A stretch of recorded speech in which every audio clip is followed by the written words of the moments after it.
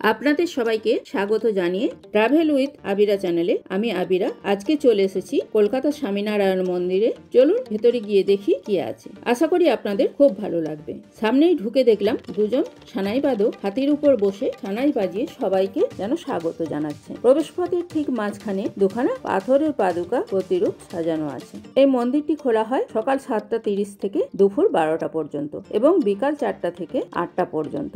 এখানে 4 বার আরতি হয়। সকাল 6টায় হয় মঙ্গল আরতি, 7:30 হয় সিঙ্গার আরতি, 11:15 হয় রাজভোগ আরতি এবং 6:45 হয় সন্ধ্যা আরতি, রাত 8টায় হয় শয়ন আরতি।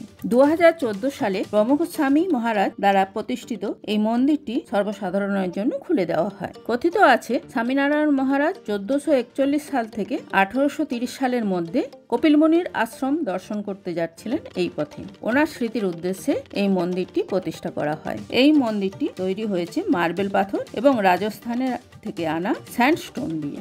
এখানে এলে কারুকার্য করা মন্দির, চারিদিকে সুন্দর গাছ এবং শান্ত পরিবেশ আপনাদের মনকে একদম শান্ত করে দেবে। মূল মন্দিরে ফটোগ্রাফি বা ভিডিওগ্রাফি সম্পূর্ণরূপে নিষিদ্ধ, তাই মন্দিরের মধ্যে বিগ্রহ আপনাদের দেখাতে পারলাম না। মন্দিরের মধ্যে গর্ভগৃহে ভগবান স্বামীনারায়ণ, শ্রী ঘনশ্যাম মহারাজ, শ্রী হরেকৃষ্ণ মহারাজ, রাধাকৃষ্ণ, রাম সীতা, হনুমানজি, শিব পার্বতী এবং গণেশ মূর্তি পূজিত হয়। আর নিচে নেমে এসে আছে সোনার স্বামীনারায়ণ মূর্তি। ওখানে পুজো দেওয়ার ব্যবস্থা আছে। ওখানে 50 টাকার কুপন কাটলে ওর মধ্যে থাকে দুটো ডুরি, প্রসাদ এবং একটা চান জলের বোতল। ওখানে গিয়ে দুজনে মিলে ওই মূর্তির উপরে জল ঢালতে পারবেন। এখানে বাইরে থেকে খাবার নিয়ে আসা সম্পূর্ণরূপে নিষিদ্ধ। এদের ক্যান্টিন আছে, এখানেই আপনাকে খাওয়া দাওয়া করতে হবে। এখানে অন্নভোগ যদি পেতে চান তাহলে 150 টাকা দিয়ে কুপন কাটতে হবে, আর খিচুড়ি ভোগ নিতে হলে 50 টাকা দিয়ে কুপন কাটতে হবে, কিন্তু রেটটা খুবই বেশি। আমরা 150 টাকা দিয়ে থালি নিয়ে নিলাম। আসলে ওরাও বলছে অন্নভোগ, কিন্তু গুজরাটি থালির মতো। এতে রয়েছে 4টা কচুরি, ধোগলা, ঘোল, অন্ন আর চানা মশলা আর আলুর তরকারি, ডাল, একটি লাড্ডু, চাটনি। এতেই 150 টাকা। টাকাটার তুলনায় খাবারের পরিমাণ খিচুড়ি ভোগের ক্ষেত্রেও খুবই কম। শুধু খিচুড়ি আর সামান্য একটু চাটনি, মানে দুটোই অনেকটাই কম পরিমাণে।